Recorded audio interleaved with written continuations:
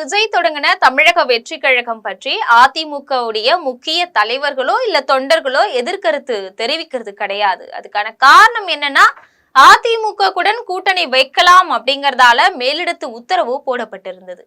ஒரு கட்டத்துல அதிமுகவை நடிகர் விஜய் தாக்கி பேசின போது கூட அதிமுக தரப்புல யாருமே எதிரா பேசல. இந்த நிலையில நடிகர் விஜய் ஒரு குடிகாரன், பெண்கள் கூட ஆட்டம் போடுறவன், அவனுக்கு என்ன அரசியல் தெரியும், எதுக்காக அரசியலுக்கு வந்தான், இப்படிலாம் அதிமுக மூத்த அமைச்சர் ஒருத்தர் கடுமையா தாக்கி பேசியிருக்கிறார். இதன் மூலமா அதிமுக பாஜக கூட்டணியில நடிகர் விஜய் இணைய மாட்டார் அப்படிங்கிறது திட்டவட்டமா தெரிய வந்திருக்கு. இது பற்றி ஜெம் தொலைக்காட்சி வழங்கும் சிறப்பு செய்தி தொகுப்பை இப்போது பார்க்கலாம்.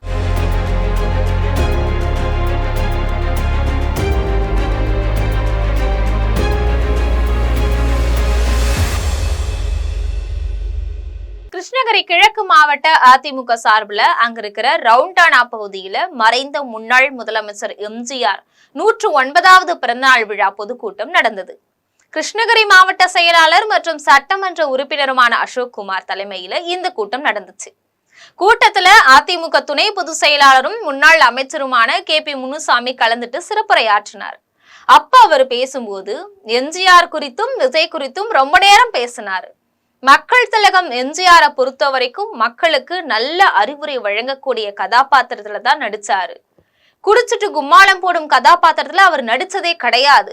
எம்ஜிஆர் படத்திலையும் கூட நேர்மையான மனிதநேயமிக்க தாய்ப்பாசம் கொண்ட நல்லவரா தான் நடிச்சாரு. அவர் சம்பாதிச்ச பணம் முழுவதையுமே மக்களுக்காக கொடுத்தவர். அதனாலதான் அவரை 8வது கொடைவள்ளல் அப்படின்னு அழைக்கிறாங்க. எம்ஜிஆர் தவிர வேற எந்த நடிகரும் அள்ளி கொடுத்தது கிடையாது. இப்ப திமுகவுடைய பொதுச் செயலாளராக இருக்கக்கூடிய துரைமுருகனுடைய கல்வி செலவை கூட கொடுத்தவர் எம்ஜிஆர். இத துரைமுருகனே பொது மேடையில பேசி இருக்கிறாரு. ஏசுபிரானை நாம நேர்ல பார்த்தது கிடையாது. ஆனா அவர் சொன்ன கருத்திற்கு சொந்தக்காரர் எம்ஜிஆர். தன்னுடைய கடைசி காலத்துல தான் வாழ்ந்த வீட்டை கூட தன்னுடைய உறவினர்களுக்கு அவர் கொடுக்கல. மாறா மாற்றுத்திறனாளி குழந்தைகளுடைய கல்விக்காக வழங்கியவர் தான் எம்ஜிஆர். அப்படிப்பட்ட எம்ஜிஆர் போன்ற நடிகர் எங்க, இப்போ இருக்கக்கூடிய நடிகர்கள்லாம் எங்க அப்படின்னு சிந்திச்சு பார்க்கணும்.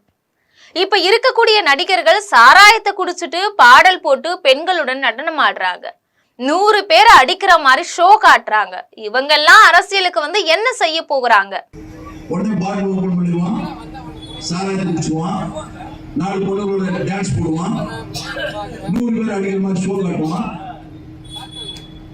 அவங்கெல்லாம் அரசியல் வந்து என்னத்தை பண்ண போறாங்க?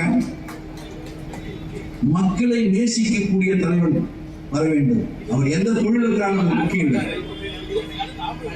ஏழை மக்களுடைய உணர்வுகளை, அவருடைய நிலைகளை அறிந்து கொண்டு அவர்களுக்காக போராடக்கூடிய சிந்தனையுடைய தலைவன் நாட்டிலே கட்சி நடத்த வேண்டும். அவர் ஆட்சிக்கு வர வேண்டும்.